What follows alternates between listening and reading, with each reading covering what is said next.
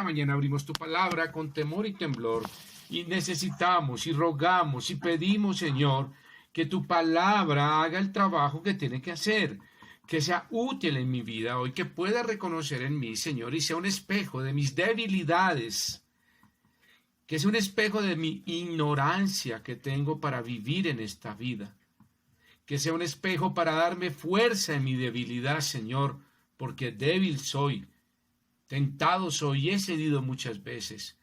La debilidad y el miedo y el temor que me sobrecoge, Señor. Permite que tu palabra sea de ánimo y llene mi corazón y mi mente de sabiduría y conocimiento. Que dé la fuerza a mi corazón a enfrentar los retos y desafíos de la vida. Y que permita, Señor, ser valiente, sin temor alguno, porque tú estás conmigo, Señor. Gracias, Señor, sabemos que tu palabra es viva y eficaz como espada, Señor. Permite que hoy tu palabra penetre mi corazón y discierna mis pensamientos y me permita ser vivificado por ella.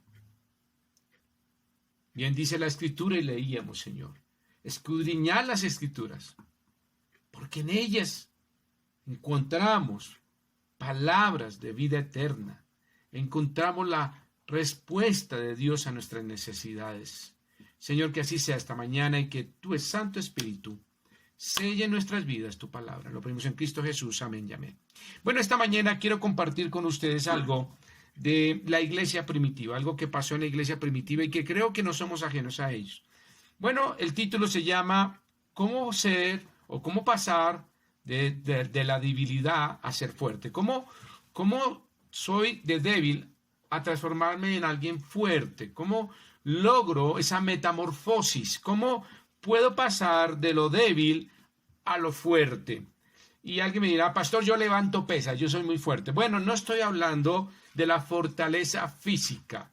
Vamos a hablar hoy de la fortaleza en nuestra vida emocional y espiritual. Y todo comienza, y quiero que vayan al libro de Hechos, por favor, porque todo comienza allí en el libro de Hechos. En el libro de Hechos vamos a descubrir cómo la iglesia primitiva, que fue fundada sobre los apóstoles, fue fundada, con todo respeto, mire lo que les voy a decir, fue fundada sobre hombres ignorantes, débiles e inútiles. Pastor, ¿está insultando a los apóstoles? No, estoy dando las características que son de usted y de mí. Igualitos. Antes de conocer a Cristo, eso éramos nosotros. Y estos hombres eran ignorantes, débiles e inútiles para la obra. De tal manera que vamos a descubrir cómo esa debilidad es transformada en fortaleza. Cómo lo débil se vuelve fuerte. Cómo lo ignorante se vuelve sabio. Y cómo lo inútil se vuelve útil en las manos de Dios. De tal manera que vamos a descubrir en la vida de estos hombres su vida y la vida. Nosotros éramos así. El pastor, no insulte mi inteligencia. No estoy insultando su inteligencia. Yo no voy a hablar de lo que llamamos conocimiento. El conocimiento simplemente es un conocimiento secular, científico, literario, político, lo que usted quiera. No estoy hablando de esa sabiduría. El hombre cree que ha crecido mucho en ciencia, y es cierto, la ciencia ha crecido. En los últimos 20 o 40 años, la ciencia médica, la ciencia de la astronomía, la ciencia de las ingenierías, y todo esto ha crecido de una forma extraordinaria, de tal manera que el hombre ahora crea cosas que uno cree que era inverosímil. No sé cuántos de ustedes, de los que somos ya de una generación antigua, veían Perdidos en el Espacio. ¿Recuerdan? Bueno, yo creo que José Luis, el hermano Octaviano, a mí me gustaba ese programa, Perdidos en el Espacio. ¿Recuerdan que había un robot y ellos abrían un teléfono también y se veían y se comunicaban interespacialmente con la Tierra y con otros? Y uno decía, uy, qué fantasía, uy, es una realidad. Hoy hay robots, lo que llaman ahora la inteligencia artificial, y hay esos micrófonos también. ¿Recuerdan Viaje en las Estrellas? Igual, Viajes a las Estrellas es intercomunicador y todas esas cosas que funcionaban de la misma manera. Sí, la ciencia ha crecido, pero de la misma manera, paralelamente, así como ha crecido en su conocimiento, hemos crecido en adicciones, Hemos crecido en enfermedades, en violencia, en avaricia, en poder, en corrupción, en egocentrismo, las familias divididas, la amargura, los trastornos mentales, el suicidio. Entonces, al paralelo del conocimiento ha crecido también la desgracia humana, el dolor humano.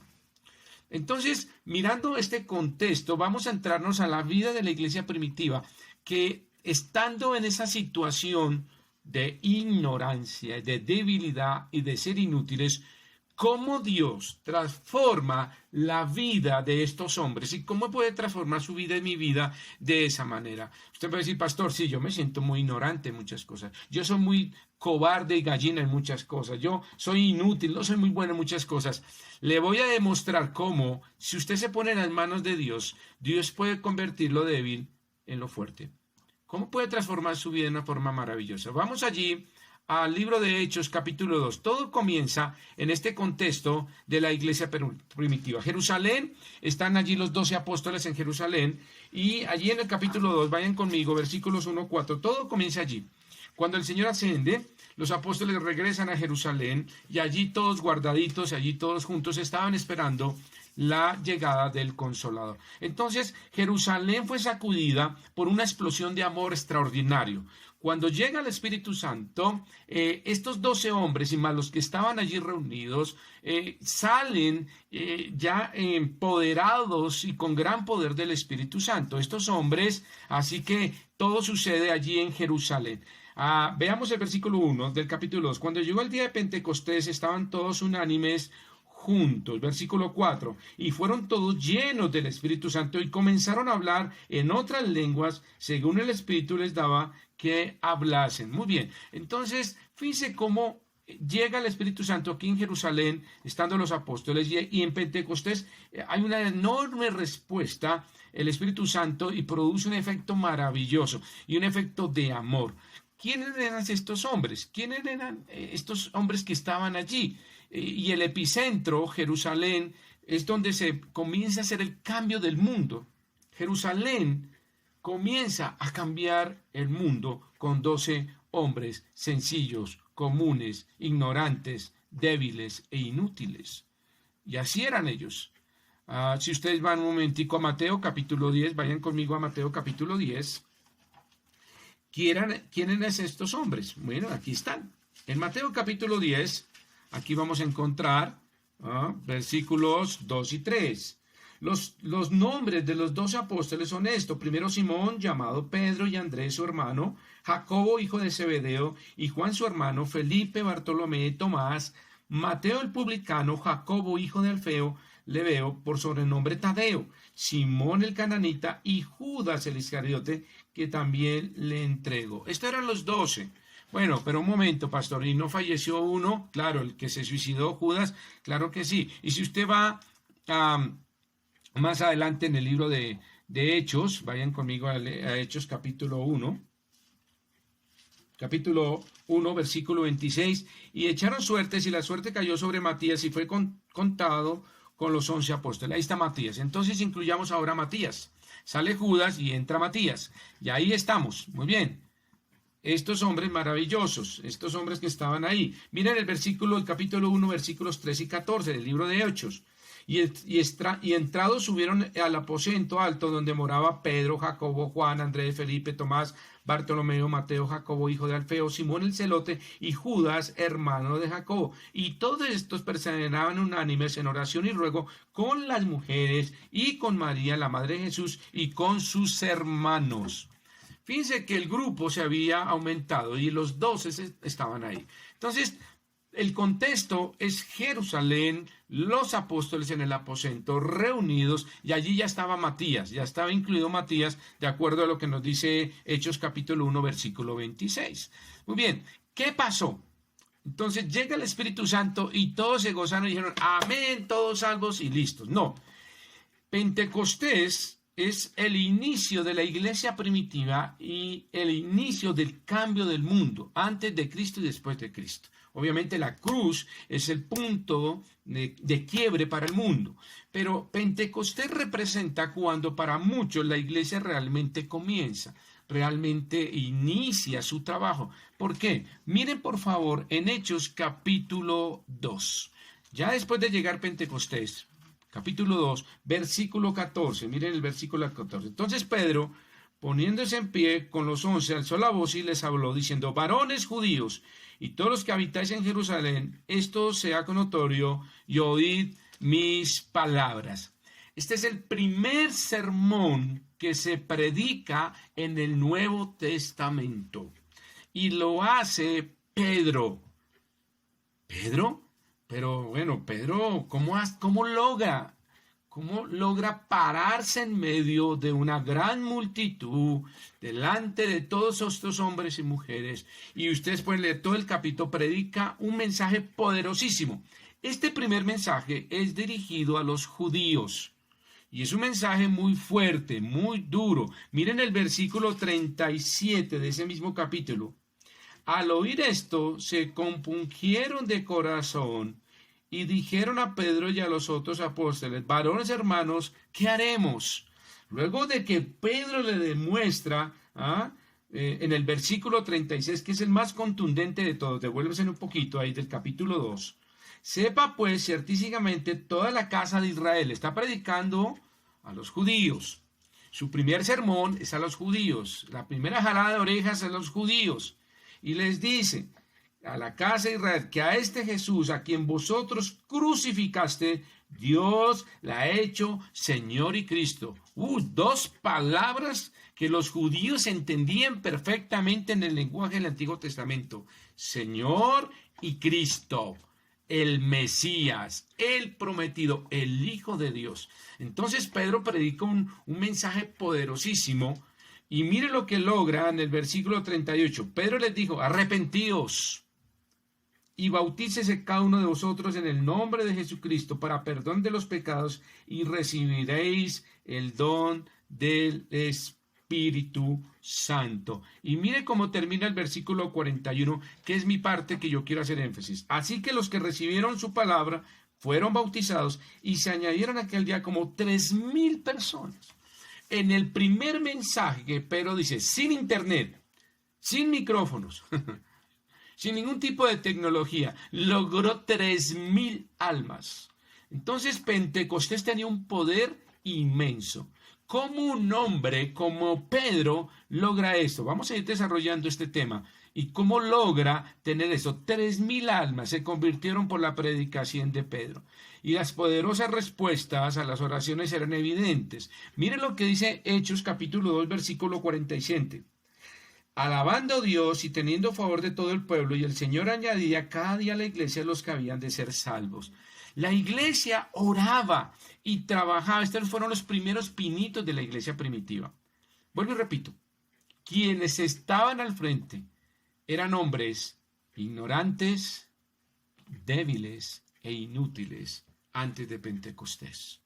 Eran hombres que no tenían ningún propósito en su vida diferente a vivir la vida por vivir. Pero cuando llega Cristo a sus vidas, y cuando vimos en Mateo que los llama uno a uno, sus vidas comienzan a cobrar sentido, comienzan a tener una motivación y tienen un norte perfecto, y comienza una transformación, una metamorfosis de estos hombres extraordinaria. Y Dios toma a estos hombres y los convierte en esto que vemos hoy en Pentecostés.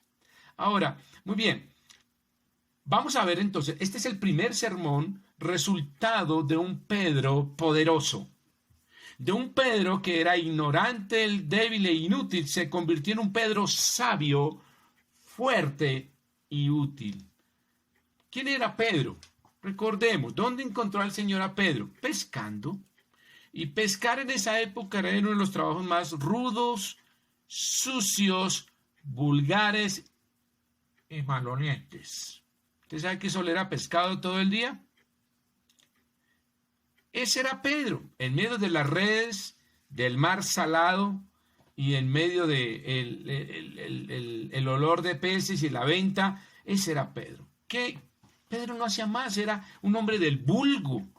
Ese era Pedro, un hombre rudo, rústico, un hombre sin letras, sin conocimiento, era un hombre ignorante.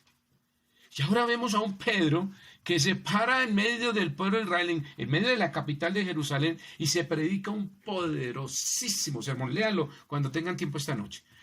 Hace un recuento extraordinario. Digo, ¿cómo hizo Pedro para eso?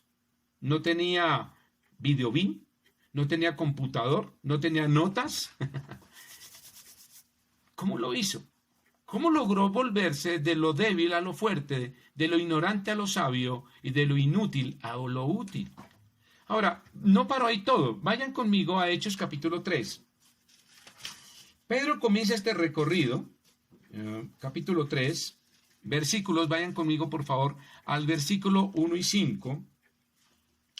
Pedro y Juan subían juntos al templo a la hora novena, la de la oración. Muy interesante, ya subían al templo a la hora de la oración. ¿Y qué se encontraron? A un hombre enfermo, a un hombre cojo. Ahí dice la historia, no vamos a leerla todos. Pero en el versículo 5 dice, entonces él estuvo atento esperando recibir de ellos algo. El hombre pedía ¿qué? Limosna. Y dice que Pedro y Juan subían, ellos eran dos juntos. Acuérdense que Pedro y Juan era uña y mugre, ellos eran interesantes, pegaditos, ¿no? Siempre ahí, el discípulo amado y Pedro sobre esta pequeña roquita, ahí Pedro eran juntos. Entonces dice, más Pedro dijo, muy bien, se adelantó Pedro y dijo, no tengo plata ni oro, capítulo 3, versículo 6 de Hechos, pero lo que tengo te doy, en el nombre de Jesucristo de Nazaret, levántate y anda. Sucede el primer milagro después de Pentecostés. Estoy hablando del primer milagro después de Pentecostés. Antes, obviamente, el Señor había hecho grandes milagros. Los apóstoles habían hecho milagros también. Recuerden, habían sacado ciertos demonios, otros no habían podido. Cuando el Señor les dijo que este género solo sale con oración y ayuno. Pero mire lo interesante, que se dio algo muy importante acá. Se crea el primer, se nace el primer milagro como testimonio y como parte del proceso de presentar el Evangelio. Recuerden que no había Biblia, recuerden que no está escrito el Nuevo Testamento, recuerden que aún no están las epístolas de Pablo, recuerden que aún no están la epístola de Santiago, de Pedro, de Juan, no hay nada escrito. Solamente está su testimonio y lo que pueden expresar a través del glorioso poder del Espíritu Santo que recibieron en Pentecostés, ahí en el capítulo 2. Ahora, mire lo interesante. Pastor, ¿qué es lo más importante aquí? ¿El milagro? No, mire Pedro lo que es. Voy a ir a ese punto. Mire el versículo 15. Y mataste, después de que hace el milagro, Pedro se jala otro sermón interesante a todos los que le están escuchando, a todos los que están ahí, y dice que les predicó a todos los que estaban en el templo, ¿sí? Porque había mucha gente. Mira el versículo 10, y le reconocían que era el que se sentaba a pedir limosna a la puerta del templo de la Hermosa, y se llenaron de asombro y espanto por lo que había sucedido. Entonces Pedro dijo, uy, aquí hay una buena oportunidad, todo el mundo se reunió. ¿Qué pasó? Que el cojo se levantó. Y ustedes saben que las noticias de ese estilo corren rápido. Y todo el mundo en el templo salió. ¿Y qué pasó? Que el cojo se levantó, que el cojo camina, que el cojo ya no pide limosna, y todo el mundo, bueno, esto es un milagro. ¿Y eso qué pasó? ¿Quién lo hizo? ¿Por qué lo hizo? ¿Dónde está? Y mire lo que hace Pedro, que me llama mucho la atención. Versículo 15, mataste, y mire lo que les dice Pedro. Lo recibe, como dice, con gancho derecha a la quijada. No fue que les dijo, uy, aquí hay un milagro, hagan cola. Por favor, los cojos al lado izquierdo, los ciegos a la derecha y los leprosos un poquito más allá. No. Pedro dijo, esta es la gran oportunidad de saber que a través de este milagro tengo que presentar algo más importante. El trasfondo del milagro es la salvación del hombre. Y mira lo que dice el versículo 15, mataste al autor de la vida, a quien Dios ha resucitado de los muertos, de lo cual nosotros somos testigos. Versículo 19. Así que, ¿qué? Arrepentíos y convertíos para que sean borrados vuestros pecados, para que venga la presencia del Señor tiempo de refrigerio. Pedro dijo, esta es la oportunidad. Y les presenta, ustedes mataron al Cristo, pero ahora es la oportunidad de arrepentirse y recibir al Cristo que ustedes mataron y que ha resucitado. Su sangre de misericordia está dispuesta. Entonces fíjense que este milagro tiene una connotación bien linda. Pero que le digo, no tengo plata ni oro, pero en el nombre del Señor, mire lo que dice, en el nombre del Señor Jesucristo, versículo 6 de Nazaret, levántate y anda. ¿Sabe qué le dio Pedro? No fue solamente la sanación, le dio la salvación. ¿Qué es más importante? ¿Ser sanos o ser salvos? Salvos. Porque si yo soy salvo, en la eternidad nunca tendré enfermedad. Pero si yo creo que lo más importante es sanarme y no salvarme, me iré al infierno y allí será el lloro y el crujir de dientes, dolor de toda una vida.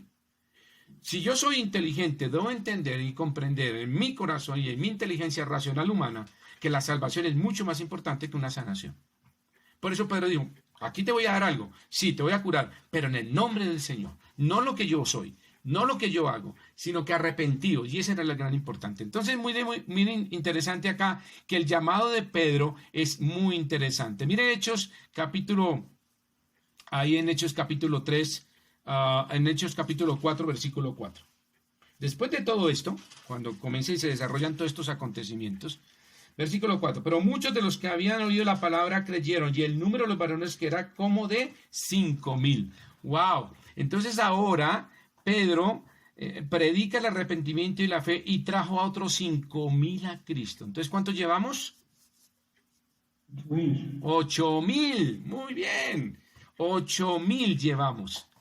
¿Sabe quién hizo eso? Un hombre ignorante, débil e inútil.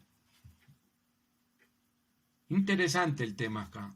¿Cómo Dios usa las vidas cuando queremos que Dios nos use? ¿Cómo Dios puede hacer cosas extraordinarias cuando nosotros permitimos que Dios haga vidas extraordinarias en nosotros? Entonces mire lo que sucede acá, y ya salva a 5,000 en este momento. Y este segundo sermón comienza acá. Miren en el versículo capítulo 3, versículo 3. Y les echaron mano y los pusieron en la cárcel hasta el día siguiente, porque ya era, ¿qué? Tarde. Viene la primera persecución en estos momentos. Y Pedro, en este momento, cuando ya está allí, en el versículo 5, aconteció el día siguiente que se reunieron en Jerusalén los gobernantes, los ancianos y los escribas, y el sumo sacerdote, Anás y Caifás, que estuvieron, recuerde que ellos estuvieron en el juicio del Señor Jesucristo, y Juan y Alejandro y todos los que eran de la familia de los sumos sacerdotes, y poniéndolos en medio les preguntaron, oiga, ¿ustedes con qué potestad o en qué nombre habéis hecho vosotros esto? Estaban hablando del milagro y están hablando de la predicación. Entonces, en este momento, los líderes religiosos estaban bastante molestos. Y aquí hay un problema, está surgiendo una nueva corriente religiosa, un nuevo pensamiento religioso rodeado de algo que se llama el amor fraternal, la misericordia. Dice que la iglesia primitiva todo lo tenía en común, los judíos no. Habían clases muy determinadas y clases muy duras con los de abajo que de los de arriba hacia abajo. Y esta nueva forma de hacer iglesia y de hacer vida era tener todo en común, de tener las oraciones y tener el partimiento del pan. Entonces fíjense que aquí ellos estaban muy molestos, y esta es la primera persecución, y el sumo sacerdote interroga a Pedro, ahí en Hechos capítulo 4, versículos del 6 al 8. Sigamos leyéndolo. 8. Entonces Pedro, lleno del Espíritu Santo, le dijo, gobernantes del pueblo y ancianos de Israel. Aquí va para el tercer sermón. Y Pedro está ávido de hablar. Habló a los judíos, luego habló a los que estaban en el templo, que muchos eran judíos y extranjeros, eran judíos por adopción, de esa manera. Pero ahora está frente a los poderosos. Entonces una cosa es predicarle al vulgo y al pueblo, y otra cosa es ponerse al frente a los que saben Biblia, entre comillas. Eran hombres que sabían de la ley, eran hombres eruditos, hombres letrados, hombres que conocían lo que sucedía en su mundo, conocían de geopolítica, conocían de gobierno humano romano, conocían de las leyes romanas. Pedro no sabía nada de eso. Y pararse frente a ellos no era nada fácil, pero este hombre decide pararse al frente y ponerle los puntos sobre las íes. Y dice el versículo 11, este Jesús es la piedra reprobada por vosotros los edificadores, la cual ha venido a ser cabeza del ángulo. y les dice, y en ningún otro hay salvación, porque no hay otro nombre bajo el cielo dado a los hombres en que podamos ser salvos. Sí, sí, amén a eso. Hermanos, es maravilloso lo que hace Pedro. Pedro no se amina ante eso, no entra en pavor y en temor, y ahora con los sumos sacerdotes, imagínense que estaba Anás y Caifás, nada menos que Caifás, el hombre que fraguó todo el complot contra el Señor Jesucristo, y el que fraguó todo el pago de los falsos testigos, y diría Pedro, Dios mío, mira con que me tocó aquí este tema, cara a cara tuvo que ver al hombre que mandó a la muerte a su amado Salvador. ¿Qué haría usted?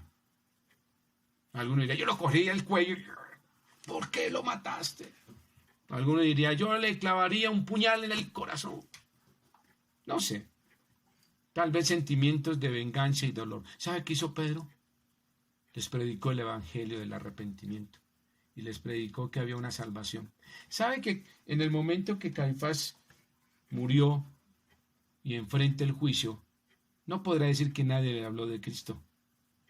Hay un hombre llamado Pedro, en el versículo 12 le dijo, ninguno hay otra salvación, porque no hay otro nombre dado a los hombres bajo el cielo en que podamos ser salvos. Y Dios le dirá a Caifás, Anás y Caifás, ustedes recibieron el evangelio, pero endurecieron su corazón y no lo recibieron. Bien dice el versículo en Isaías que no todos recibieron el evangelio. Libre albedrío, libre decisión, libre de irnos al infierno. Usted esta mañana tiene esa decisión en sus manos. Sí, pastor, ¿no es de Dios? No, está en sus manos. Libre albedrío. Usted puede recibir este mensaje como lo hizo Pedro. Pedro lo entregó y muchos lo recibieron. Y el efecto fue de 3,000 y de 5,000. Interesante. Entonces, este mensaje de Pedro, miren el versículo 10. Quiero que hagamos énfasis en el versículo 10, que hay algo muy interesante aquí en Pedro. Pedro no empieza a contarles del tema del cojo.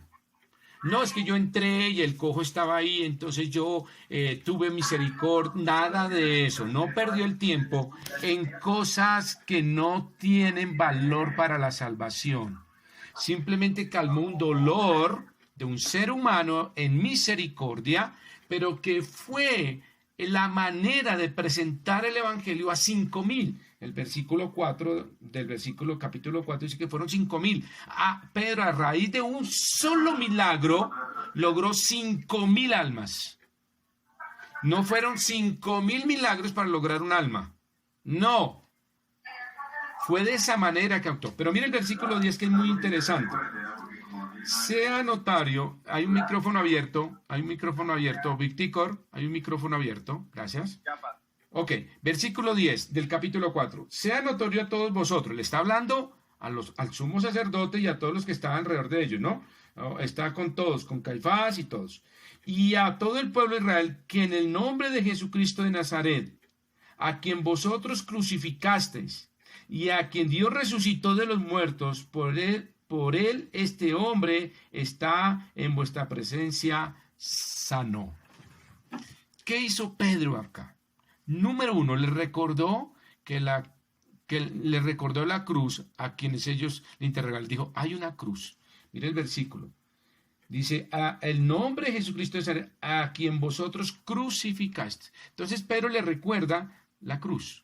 Segundo, les declara que la resurrección era cierta. Le dice, mire, y a quien Dios resucitó de los muertos. La resurrección es una verdad de nuestro maestro, no una mentira que ustedes pagaron a los soldados romanos que custodiaban diciendo, los apóstoles se robaron el cuerpo. No, señores, vamos a aclarar el punto. Dice Pedro, con valor y decisión y hombría, les dice, ustedes que lo crucificaron de una forma inicua, de una forma terrible, de una forma traicionera, pavorosa, ese Cristo les recordó, hay una cruz que ustedes deben recordar y hubo un precio por esta salvación. Y les declaró de una resurrección, pero les insistió en algo. Versículo 12. En ninguno hay otra salvación. Pedro les dice, en ninguno otro hay salvación. No hay otra manera. Muy interesante ahí. Miren el versículo al final. Porque no hay otro nombre bajo el cielo dado a los hombres en que podamos ser salvos. ¿Sabe qué les presentó? el Cristo que ustedes entregaron es el Hijo de Dios. Pero hoy hay una oportunidad, arrepentidos y convertidos y regresen al Señor. ¿Saben que todos los sumos sacerdotes tuvieron la oportunidad de ser salvos? ¿Sabe que un hombre ignorante, débil e inútil les presentó el Evangelio? Porque ya no era así, ya no era el Pedro de antes de Pentecostés. Era el Pedro que Dios había transformado de lo débil a lo fuerte. Ahora, ¿qué pasó después? Estos líderes quedaron asombrados y dijeron, uy, esto aquí hay algo que no entendemos. Miren el versículo, vamos a ir al versículo, el capítulo 4, versículo 3. Y les echaron mano y les pusieron en la cárcel hasta el día siguiente porque ya era tarde. Muy bien, aquí comienza la primera persecución y el peligro de predicar el evangelio era terrible. Les podía costar la vida. Y miren que ellos estaban resueltos a entregar su vida. Miren el capítulo 4, versículo 2. Resentidos, ellos estaban resentidos de que enseñasen el pueblo y anunciasen en Jesús la resurrección entre los muertos. Estaban resentidos. ¿Qué significa estar resentidos? ¿Un poco molestos? No. Resentido significa, estos hombres nos fastidian, estos hombres nos molestan, estos hombres nos quitan seguidores, ya nos quitaron 8,000, eso es mucho. Estos hombres estaban resentidos y comienza una persecución sobre ellos. Ustedes pueden verlo un poquito más adelante. Versículo 16 del mismo capítulo, diciendo, ¿qué haremos con estos hombres? Porque de cierto señal manifiesta ha sido hecha por ellos, notoria a todos los que moran en Jerusalén, y no lo podemos negar. Sin embargo, para que no se divulgue más entre el pueblo, vamos a amenazarlos, amanecémoslos para que no hablen de aquí en adelante a hombre alguno en este nombre. Y llamándoles les intimidaron que en ninguna manera hablasen ni enseñasen en el nombre de Jesús. Comenzó una persecución. Desde el año 96 hasta el año 316 comienza la era de la iglesia de Esmirna. La iglesia de Esmirna comenzó acá. Con estas palabras de estos hombres comenzó la intimidación y la persecución en la era de Esmirna. Esmirna significa amargura, dolor.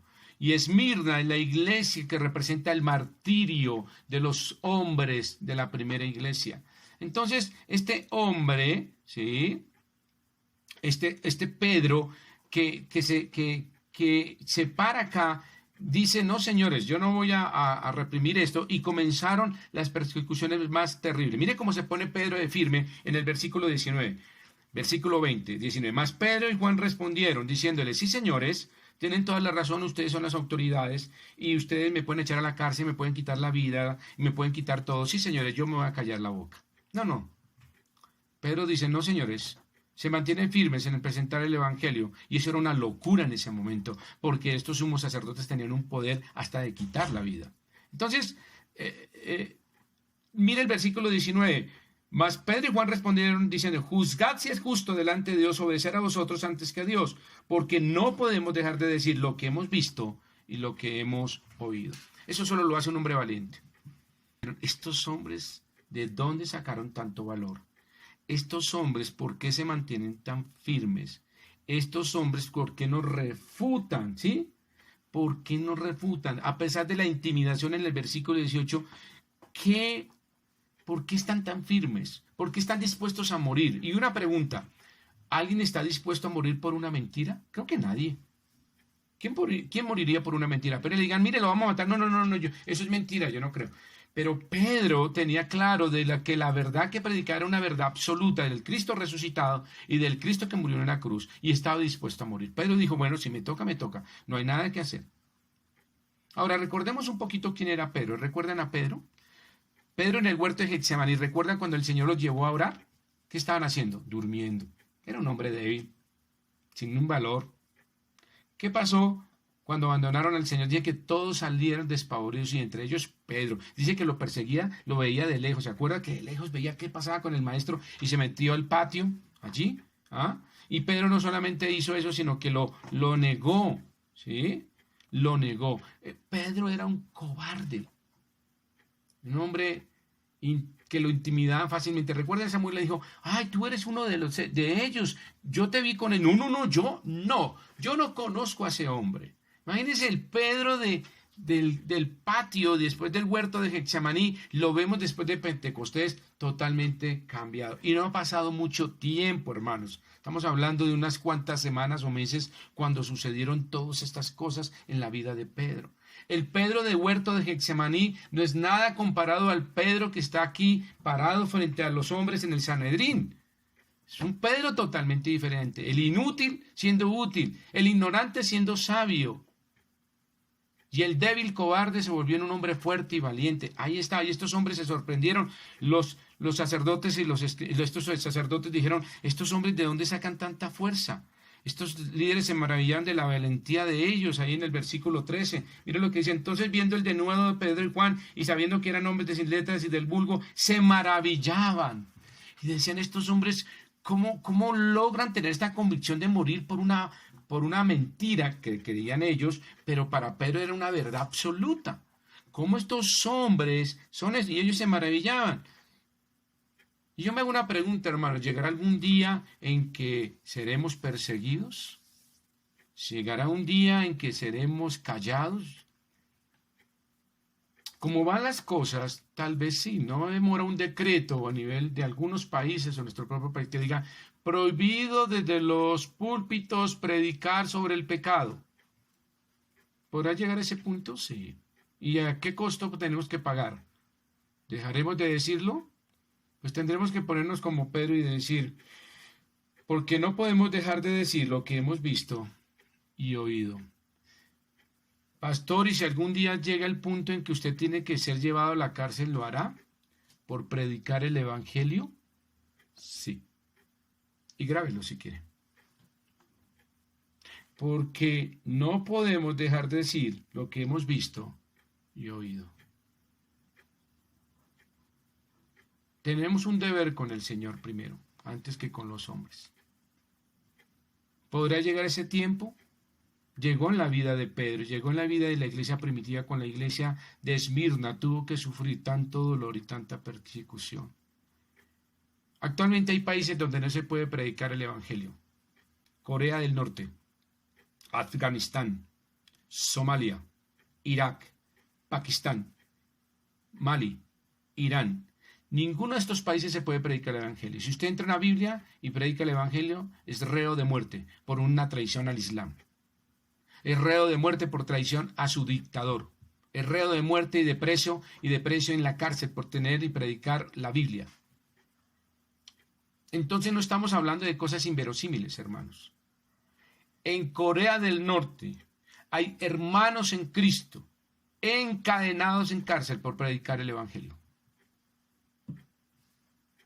Entonces esto es ajeno, ¿no? Esto comenzó aquí. Y estos hombres, y Caifás diría yo que tiene doble peso, la entrega de Cristo y la persecución de la iglesia. Ese hombre tiene que pagar bastante, durísimo. Y ahí comenzó todo este trabajo malévolo y maquiavélico de Satanás al perseguir la iglesia de Esmirna y hacerla sufrir. Pero ni siquiera el sufrimiento permitió que la iglesia diera un paso atrás. Hombres valientes como Pedro, como Esteban, se levantaron en el nombre del Señor y predicaron el evangelio del arrepentimiento. ¿Llegarán días de estos a nuestro mundo moderno? Si ahora el aborto ya es permitido en nuestro país. Hay muchas cosas que están permitidas. Muy pronto llegarán y meterán en la ley de nuestra iglesia. Claro que sí, no nos sorprendamos. ¿Y será nuevo para nosotros? No. Desde Pentecostés y después de Pentecostés se levantaron hombres como Anás y Caifás a intimidarnos y a decirnos, callen, no hablen de Jesús, no oren en su casa, en su iglesia, en su escuela, no abran la Biblia, no hablen de Jesús, no entreguen un Nuevo Testamento, no entreguen un folleto, no escuchen BBN, cierren todo, prohibido el gobierno. No sé si llegaremos a ver eso en nuestra generación, pero si llegase, tendremos que aprender de Pedro, que con valentía dijo, aquí estoy, yo no puedo quedarme callado y dejar de decir lo que hemos visto y lo que hemos oído. Muy bien, estos hombres líderes estaban asombrados y dijeron, estos hombres son demasiado valientes. Tenemos un problema. Valentía y sabiduría, buena combinación. Se volvieron dinamita. Y donde llegaban, hacían explotar la ciudad. Y habían 3.000, 5.000 cojos, sanaciones, y los hombres y la iglesia común, y se unían a oración, y dice que el Señor añadía cada día a los que habían de ser salvos. Una iglesia poderosa, una iglesia que oraba, una iglesia que predicaba, una iglesia que enseñaba, una iglesia que no se amedrantaba ante las dificultades de su mundo, del mundo judío y del mundo romano en su momento. Leyes duras que le querían intimidar. Y Pedro dijo, no señores, vamos adelante, vamos con ellos. Muy bien, y ahora estos hombres se maravillaban no solo por su valentía, sino que dijeron una cosa, un momentico, pero estos hombres son iletrados. ¿Qué pasa acá? Eran hombres del vulgo, eran hombres que estaban confundidos. Dice, este Pedro, ¿de dónde habla? ¿Cómo empieza a hablar? Dice, sea notorio, versículo 10 del capítulo 4, sea notorio a todos vosotros y a todo el pueblo de Israel, que en el nombre de Jesucristo, y comienza Pablo a hacer un discurso de una manera, un sermón, no es un discurso, perdón, un sermón poderosísimo. Recuerde que este ya es el tercer sermón, ¿no? El tercer sermón, el primero, el segundo, y vamos para el tercero cuando les predica el mensaje al Sanedrín, el mensaje de la predicación del Evangelio. Y este hombre, Pedro, se jala una predicación extraordinaria. Dicen estos hombres, ¿y estos qué? ¿De dónde? ¿De qué? ¿Cómo sucede esto? ¿Qué está pasando acá? Entonces dice, estos hombres eran ignorantes, ¿sí? Eran ignorantes. Eran hombres que desconocían de ciencia. Pedro no sabía nada de ciencia, matemáticas. Nada de la historia moderna que existía en su momento en el Imperio Romano, ni el problema político. Solo sabía que estaban bajo el yugo de César. Y estos hombres concluyeron, estos hombres son ignorantes. Miren el versículo, capítulo 4, versículo 3. Entonces, viendo el denuedo de Pedro y Juan, y sabiendo que eran hombres sin letras y del vulgo. ¿Cómo sabían eso? Pues ellos tenían un comité investigativo. Les voy a decir, Anás y Caifás eran bastante zorros. Eran hombres maquiavélicos. Eran hombres inteligentes desde el punto de vista humano, y Satanás los utilizó como instrumentos satánicos. Y Caifás tenía una mente malévola, y se mandó y dijo, vayan, me investigan a esta gente. ¿Estos de dónde viene? ¿Quiénes son? ¿A quién nos enfrentamos? Y con sorpresa, el comité investigativo le dice, ¿sí sabe qué son? Pues Pedro es un pescador y Juan es el ayudante. Y Caifás dice, ¿qué? ¿Y dónde estudiaron? No, ellos no han estudiado nada. ¿La primaria? ¿No? ¿Y a dónde fueron al jardín? Bueno, el jardín el único fueron mis primeros pasos con Jesús. ¿Y qué? ¿Y la universidad? No, nada, ellos no han ido a nada. ¿No? ¿Saben leer? No. ¿Saben escribir? No, pero ¿cómo así? ¿Y entonces esto? ¿De dónde viene? ¿Esto qué contiene? Estos eran hombres del vulgo, del pueblo, de lo más bajo, como llamamos, la línea obrera básica de la sociedad judía. Eran los que sostenían la parte económica y daban la fuerza económica del pueblo. Eran los que se untaban de la fuerza dura del día de trabajo. Eran los obreros rasos. Ese era Pedro. Y eran hombres ignorantes, y concluyeron. Eran hombres que no tenían nada de conocimiento. Y se le plantearon más dudas a estos hombres. Dijeron, bueno, ¿cómo esta gente ignorante es tan audaz? ¿Cómo este ignorante se para frente a nosotros y nos grita en la cara que crucificamos a su maestro y nos dice que la única forma de ser salvos es creyendo en su maestro, y cuando sabemos que nosotros le crucificamos, pero eso era una farsa? ¿Y cómo este ignorante, este tonto, se para en una forma tan dinámica y audaz y nos dice eso? Yo no lo entiendo. Caifás estaba confundido. El hombre estaba perdido y uno, ¿qué es esto? ¿Y cómo estos hombres iletrados, sin letras, eran tan sabios? ¿Cómo podían recorrer desde el Antiguo Testamento hasta los días de hoy? Pedro se hizo un recorrido y habló del libro de Joel. Ustedes vienen ahí en el capítulo 2. Y entonces Caifás diciendo, esto no lo entiendo, estoy confundido. ¿Cómo esto tan débil se volvió tan fuerte? ¿Cómo este ignorante se volvió sabio? ¿Y cómo este cobarde del huerto de Getsemaní se volvió valiente? ¿Cómo se logra esto, pastor? ¿Qué pasó en la vida de Pedro? ¿Qué pasó en estos? Entonces estos hombres se hacen una pregunta. ¿Cuál era el secreto de su poder? ¿Qué pasa aquí? Algo está pasando que trascendía la capacidad humana. Caifás no era tonto, entiéndame, Caifás era un hombre muy inteligente, muy capaz, manejaba los hilos políticos y religiosos. Recuerde que la política y el gobierno religioso del pueblo israelí iban de la mano. Caifás tenía gran influencia sobre Herodes y sobre Poncio Pilatos. ¿Recuerda la palabra que le dijo a Poncio Pilatos? Si tú no lo condenas, no eres amigo de César. ¡Ja! Inteligente, ¿no? Caifás, perspicaz, sagaz. Y le dijo, yo tengo que decirle algo en público y no podrá negarse. Por eso dijo Poncio, nada que hacer, yo soy amigo de César. No de César Alegría, sino de César el rey, César, en ese momento el gobernante. Y dijo, bueno, ese era Caifás, un hombre astuto, pero diabólico, maquiavélico. Y entonces dice, muy bien, algo está pasando acá, algo que sobrepasa todo entendimiento. No sé qué está pasando. Pues todo había pasado en algo que habían Hechos 1:8. Pasen a Hechos 1:8. Todo se originó ahí. ¿Dónde está el secreto? El secreto de la abuela cuando dice que cocina. ¿Dónde está el secreto? Y aquí está el secreto. Algo estaba pasando aquí que trascendía la capacidad humana. Estos hombres habían recibido dones espirituales sobrenaturales y les había hecho capaces y les había convertido su debilidad en una fuerza impresionante para predicar el evangelio. Su ignorancia se había convertido en una sabiduría extraordinaria del cielo y su debilidad en una valentía fuera de serie, que podía desafiar a cualquier gobierno y hasta César. Y recuerde que la iglesia desafió a César, y por eso César y Nerón persiguió a la iglesia, porque se vio desafiada por una iglesia que crecía, que amaba a Dios y que había cambiado el carácter de la sociedad, porque la sociedad romana fue una sociedad contaminada, sucia y depravada.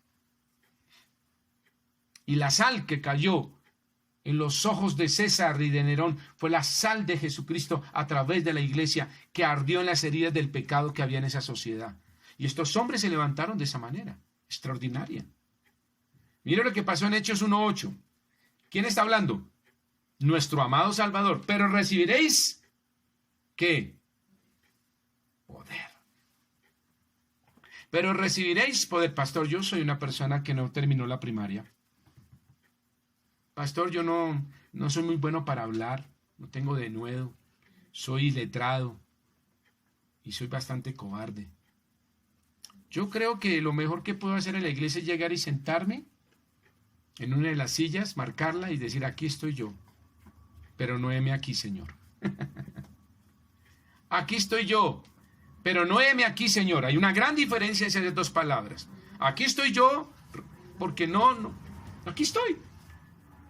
Pastor, no puedo hacer nada. Mis queridos hermanos, pero recibiréis poder cuando haya venido vosotros el Espíritu Santo. Y me seréis, ¿qué? Testigos. Dos palabras claves. Recibimos, ¿qué? Poder. Y ese poder se transformó en Pedro en un hombre sabio, poderoso en el Evangelio, que ustedes recuerdan que Pedro muere crucificado, boca abajo, cuando le proponen a Pedro y le dicen, Pedro, ¿cómo quieres morir? Vamos a crucificarte, como era la costumbre terrible romana. No solo era tortura, sino muerte. Dice Pedro, un momento, no soy digno, boca abajo. Pedro murió rapidísimo. Dijo, no soy digno de morir como mi maestro. ¡Wow! Recibiréis poder. Nadie muere por una mentira. Uno solo muere por una verdad absoluta. Y ese era su maestro. Y Pedro entonces, mire lo que sucede acá. Dice que recibiréis poder. Y ahí en Hechos 2:4, mire lo que dice 2:4. Y fueron todos llenos del Espíritu Santo. Llenos. Y en el versículo 11, vayan conmigo ahí un poquito. Y cretense y árabes los oíamos hablar en nuestras lenguas las maravillas de Dios. ¿Para qué fue el don de lenguas? Para hablar las maravillas de Dios. No confundamos que las lenguas fueron hechas para confundir a los hermanos y decir que yo soy más espiritual. No, señores. Y no voy a entrar en doctrina ahorita de hablar de las doctrinas en cuanto a los dones, pero este don de lenguas o de idiomas, dialectos, fue hecho exclusivamente no para decir, yo soy políglota. Y Pedro ha dicho, no, yo hablo arameo, hablo el hebreo, hablo el griego, hablo el latín. ¡Wow! Pedro, eres el único. No, no, no. Pedro dijo, yo tengo que hablar y lo que hemos visto y hemos hablado y lo que hemos visto y hemos escuchado lo tenemos que decir. Fue para hablar de las maravillas de Dios, exclusivamente, nada más. Entonces, todo esto recibido fue por el poder del Espíritu Santo. Y estos hombres se volvieron magníficos predicadores. Vayan otra vez a 4:13. Vayan conmigo. ¿Cómo lo sabemos? Capítulo 4, versículo 3. Estamos en el libro de Hechos, no se me pierdan. Entonces, viendo el denuedo de Pedro y Juan, ¿quiénes? ¿Quiénes evaluaron eso? ¿El pueblo? No, el pueblo también era del vulgo, muchos de ellos también iletrados, también hombres de obreros, pescadores. Ellos simplemente escucharon a Pedro y qué maravilloso, lo hicieron que se compungieron de corazón y dijeron, hermanos judíos, ¿qué debemos hacer? Oiga, ni sabían qué hacer. Y Pedro dijo, arrepentidos y bautizados en el nombre de Jesús. Pedro la tenía clarísima qué tenían que hacer. Pero estos hombres, Caifás dijo, viendo el denuedo, ¿qué quiere decir la palabra denuedo? Tener una sabiduría y una excelencia fuera de serie para presentar el Evangelio, la palabra de Dios. Las Escrituras dijeron, wow, reconocieron el denuedo de ellos. Estos hombres sin preparación se habían vuelto unos magníficos predicadores, tenían denuedo, la palabra denuedo significa sabiduría y excelencia. Y estos hombres se volvieron unos oradores extraordinarios. El 4:29, mire, dice, y ahora Señor, mira sus amenazas. El capítulo 4, versículo 29. Y concede a tus siervos que con denuedo hablen tu palabra. Miren la oración que pidió Pedro. Pedro le dijo, Señor, dame más cojos para sanar. Dame más poder para sacar demonios. No. ¿Sabe qué le pidió Pedro? Y en mi oración también. ¿Sabe que yo hago esa oración? Señor, dame el denuedo. Dame la excelencia, dame las palabras, dame tu corazón para predicar el Evangelio. No quiero más hacer. Y Pedro dice en el versículo 31, y cuando hubieron orado, el lugar en que estaban congregados tembló y todos fueron llenos del Espíritu Santo y hablaban con denuedo, no con confusión, no con palabras raras, sino con una excelencia y una sabiduría de tal manera que desde los niños hasta los ancianos entendieron el Evangelio. Estos hombres iletrados del vulgo, ignorantes, débiles e inútiles, se convirtieron en extraordinarios predicadores y enseñaban la palabra de Dios de una forma eficaz y extraordinaria. Miren Hechos 4:2. Resentidos de que enseñasen al pueblo. No solo predicaban, sino enseñaban.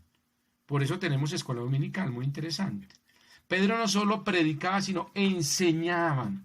Y estos hombres, sin ninguna preparación académica, a nadie a Pedro le enseñó cómo debe darse una clase. Y una clase tiene su forma. Los maestros, yo tengo aquí maestros de escuela dominical y algunos que son educadores y licenciados, saben que una clase tiene que tener una metodología para lograr un objetivo específico y hacer un impacto y una evaluación en el estudiante. Tiene una secuencia. Pedro, ¿cuándo estudió eso? Nunca. Pedro sabía cómo echar la red y sacar los pescados y abrirle la tripa y sacarlos y eviscerarlos y entregarlos. Eso no más. Pedro era un hombre sin academia y se ha vuelto un maestro increíble. Solo había una respuesta para esto. Solo había una respuesta para esto. ¿Y sabe dónde está? Miren conmigo, por favor. En Marcos 14:70. Miren Marcos 14:70, una cosa bien interesante. Marcos 14:70.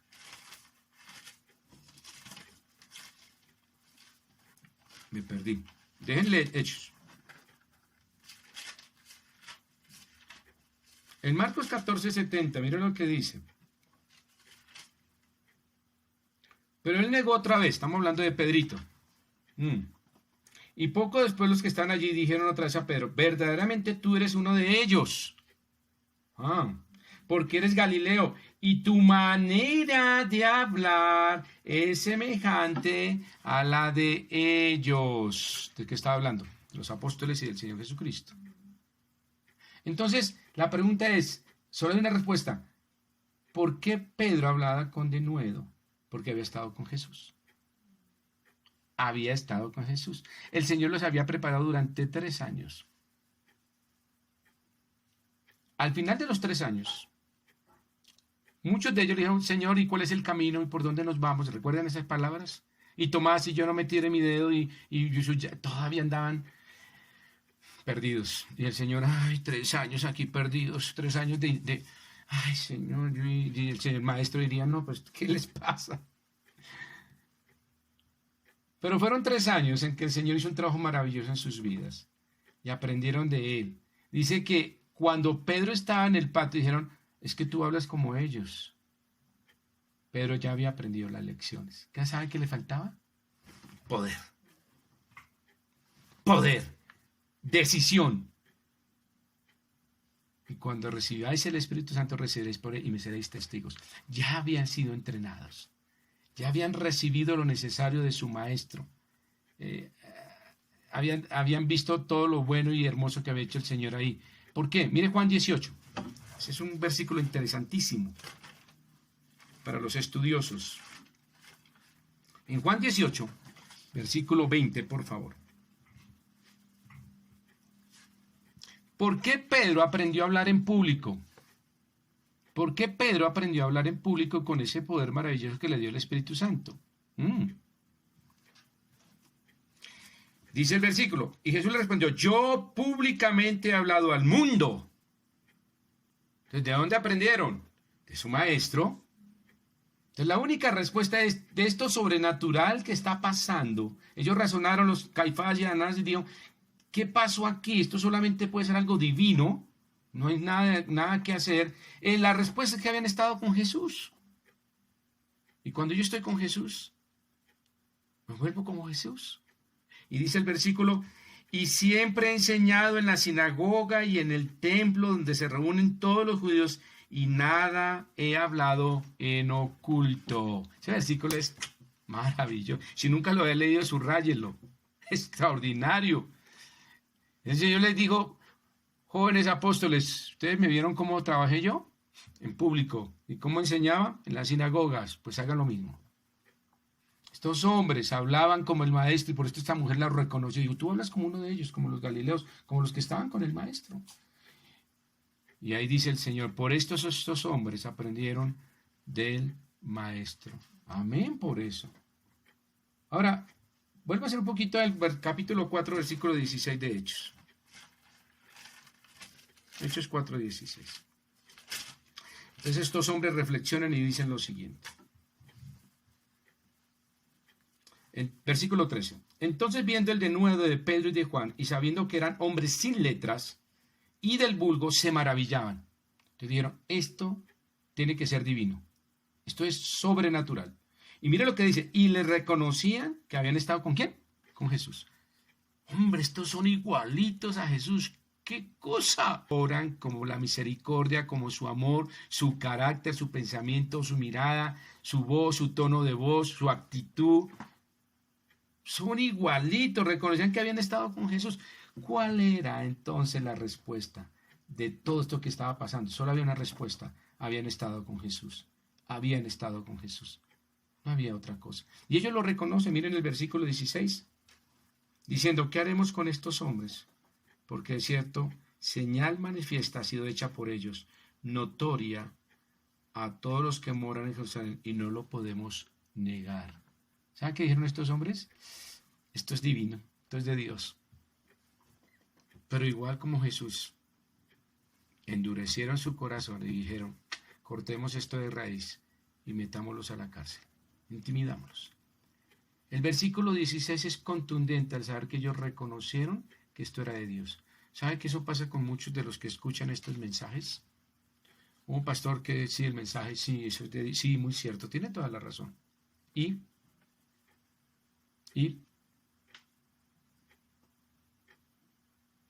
Pero pastor, no me quiero comprometer, no es mi caminar, no es mi andar.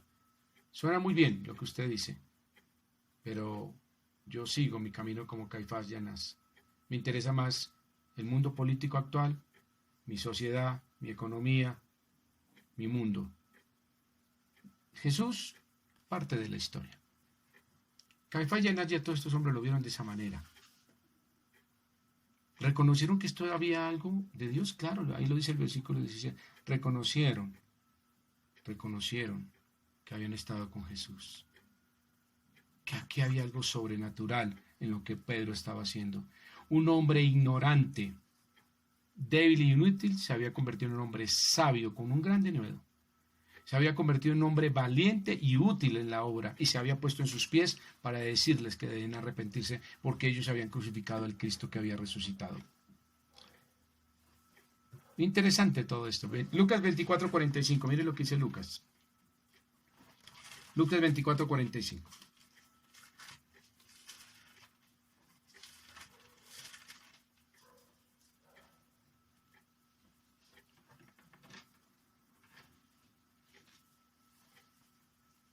Cuando el Señor se va a partir, les deja algo bien interesante. Pastor, yo ¿por qué no entiendo la Biblia? Pastor, yo ¿por qué? Yo puedo hacer algo de mi vida, yo no tengo sino primaria, ¿el Señor puede hacer algo conmigo? ¡Wow! Solo le digo algo, permita ver su vida a través de la vida de Pedro. Usted es un hombre del vulgo e iletrado, el Señor puede hacer cosas extraordinarias en su vida. Mira lo que dice el versículo 45. Entonces les abrió el entendimiento para que comprendiesen las Escrituras. ¿Quién hace eso? Nuestro amado Salvador. Fuente inagotable de vida eterna. Señor, ¿a quién iremos si solo tú tienes palabras de vida eterna? De tal manera que el Espíritu Santo y el mismo Maestro, que es Cristo en nosotros, a través del Espíritu Santo, dice el Señor que cuando venga el Espíritu Santo nos hará entender, nos hará recordar todas las cosas que yo os he enseñado. ¿Cuál es la condición? Que usted permita que el Espíritu Santo venga a hacer el trabajo que debe hacer en su vida. Permita ser una herramienta útil y el Señor abrirá su entendimiento y creará un corazón valiente y su inutilidad e ineficiencia en el Evangelio se volverá explosiva como Pedro, un hombre del vulgo y letrado, sin letras, predicando un Evangelio con denuedo y enseñando la palabra de Dios. Sucedió un milagro extraordinario. Yo creo que Pedro cuando llegó a la casa dijo, ese no soy yo. ¿De dónde ¿De dónde salió todo eso de mí? Yo no entiendo. ¿Qué pasó conmigo? Yo creo que Juan se quedó con la boca abierta y dijo, Pedro, pero qué sermón tan extraordinario. Pedro, ¿dónde lo sacó? ¿Qué pasó, Pedro? Si tú simplemente hablabas en una forma tan burda y tan tosca, ¿de dónde salen esas palabras tan hermosas y dulces del amor de Cristo? Pues eso hace el Señor en nuestras vidas cuando recibimos al Señor. ¿Qué queda para nosotros? Mira lo que dice Pablo en 1 Corintios esta mañana para cerrar. ¿Qué queda para nosotros entonces? En 1 Corintios capítulo 1. Hemos revisado hasta acá cómo Pedro y Juan pasan de lo débil a lo fuerte. ¿Cuál es la respuesta? Habían estado con el Maestro, habían estado con Jesús, le habían visto predicar en público, enseñar en las sinagogas, hablaban como Él, caminaban como Él, y el Señor en su gracia y amor les abrió el entendimiento y les compartió de esa gracia, del conocimiento de la palabra de Dios. Habían estado con el Maestro, habían estado con Él directamente. ¿Qué queda para nosotros? Pablo recordándonos esto ahí en 1 Corintios capítulo 1. Versículo 27. Pastor, ¿yo podré ser algún día pastor? Sí, claro. Pero, pastor, realmente yo no tengo expresión o palabras. ¿Yo podré ser algún día maestro de escuela dominical? Sí, claro. No tengo la menor duda. El punto aquí es si usted tiene la disposición. Heme aquí, Señor, envíame a mí. El Señor solo está esperando una palabra suya. No, Señor, aquí estoy. No, heme aquí, envíame a mí. Y el resto déjeselo al Señor. Yo siempre he contado una historia que me enternece y algo que me llegó al corazón. Años atrás, cuando estábamos en la iglesia de La Serena, llegó un hermano de la selva, un indígena de los Ticuna. Este hermano llegó con su esposa en su traje semitípico, él también muy sencillo, muy demasiado, de hecho, diría sencillo. Me dijeron, pastor, él ya se entrenó en el seminario en la selva y viene aquí a compartir su ministerio. Y yo dije, hermano, pues que predique. Voy a decir algo que suena como extraño. Algunos hermanos dicen, pastor, no, pero ¿qué tal que diga alguna burrada? Me dijo alguno, me acuerdo. ¿Qué tal que diga, no, pastor, y él sabe más o menos el español y es indígena, él no sabe mucho de lo que sucede? Y vimos solamente lo externo, lo indígena, que era un hombre iletrado, del vulgo, de los ticuna. Su esposa, recuerdo que llegó con una blusita y mi madre se quitó su ruana y se la puso, ella temblando de frío, y se la puso y mami se la regaló. A mí eso me enterneció. Y yo le dije, hermanos, vamos a escucharlo. Porque no vamos a escuchar a nuestro hermano ticuna, sino a Dios. Cuando este hermano terminó, lágrimas corrían de nuestras mejillas en muchos de nosotros. Como en su sencillez y en su humildad, Dios le usó una forma extraordinaria para presentar el Evangelio. No miréis lo alto de su estatura, porque Dios no mira eso, mira el corazón. ¿Qué nos queda a nosotros? Dice el versículo de 1 Corintios capítulo 1, versículo 27. Sino que lo necio del mundo escogió Dios para avergonzar a los sabios. Y lo débil del mundo escogió Dios para avergonzar a lo fuerte. Y lo vil del mundo y lo menospreciado escogió Dios. Y lo que no es, para deshacer lo que es, a fin de que nadie se jacte en su presencia. ¿Qué queda de nosotros, hermanos? Queridos hermanos, Dios no busca grandes cerebros arrogantes. Dios busca corazones sensibles, de carne, mansos y humildes como el de Él.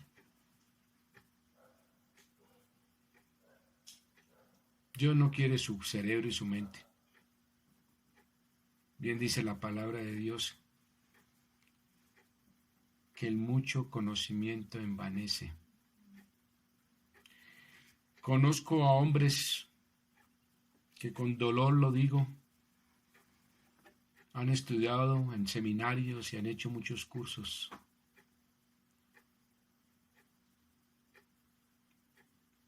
Pero su corazón está lejos de transmitir el corazón del Señor. Porque Dios escogió lo necio del mundo para avergonzar a los sabios y lo débil del mundo para avergonzar a lo fuerte. No es su cerebro, hermano, es su disposición de corazón, y esta mañana es mi mensaje para ustedes. Dios puede hacer de lo débil fuerte. Esta semana tuve el placer de entrar en contacto con los jóvenes que vivimos en los años 80 en la iglesia La Serena. Y ya somos todos veteranos, ya, todos maduros, algunos ya son abuelos, hijos grandes. Y en esas conversaciones del WhatsApp, veía que algunos habían ya cerrado como la puerta de que hasta aquí y ya. Y yo les mandé un mensaje y les dije, no, aún somos útiles en la obra, por dos circunstancias bien interesantes. La edad nos ha dado experiencia y entrenamiento. Y estamos en la mejor época de darle lo mejor al maestro. Cuando en la época de los 80 éramos jóvenes, todavía indisciplinados y sin rumbo muchos. Pero al día de hoy Somos hombres y mujeres, padres y abuelos, muchos de nosotros, listos para la obra. Y aún tenemos mucho por hacer. Aún nos resta mucho por hacer por la obra del Evangelio y estamos en la mejor época, yo mandaba en el mensaje. Es hora de levantarnos como Pedro y predicar el sermón que necesitamos predicar a los que no son salvos. Porque Dios escogió lo necio y lo débil y lo vil para su honra y gloria. Amado Padre, gracias damos, Señor, esta mañana. Mira nuestro corazón. Por muchos años me he sentido como Pedro antes de Pentecostés. No servía para nada. Pero ahora, Señor, yo quiero que tú tomes mi vida y la vuelvas útil en tus manos. Señor, mi debilidad vuélvela en fuerza, mi ignorancia en sabiduría y mi cobardía en valentía, Señor.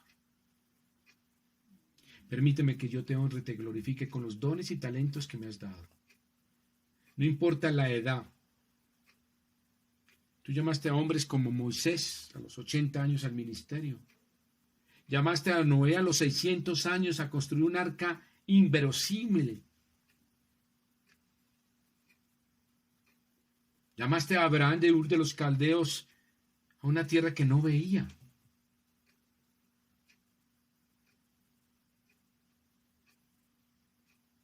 A hombres que a su edad doblaron sus rodillas y dijeron, Señor, ¿qué quieres que yo haga?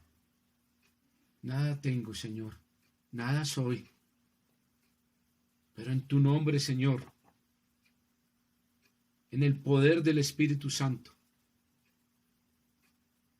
y en tu fuerza, Señor, levántame para hacer la obra que tengo que hacer en esta generación que se pierde. Necesitamos ser avivados y reconfortados con tu palabra, Señor, para hacer la obra de evangelista. Señor, gracias damos esta mañana por tu palabra. Que nuestras vidas sean las vidas de Pedro después de Pentecostés. Sí, dispuestos a morir y a ser encarcelados, porque no podemos dejar de hablar ni de predicar lo que hemos visto ni lo que hemos oído. Lo pedimos en Cristo Jesús. Amén y amén.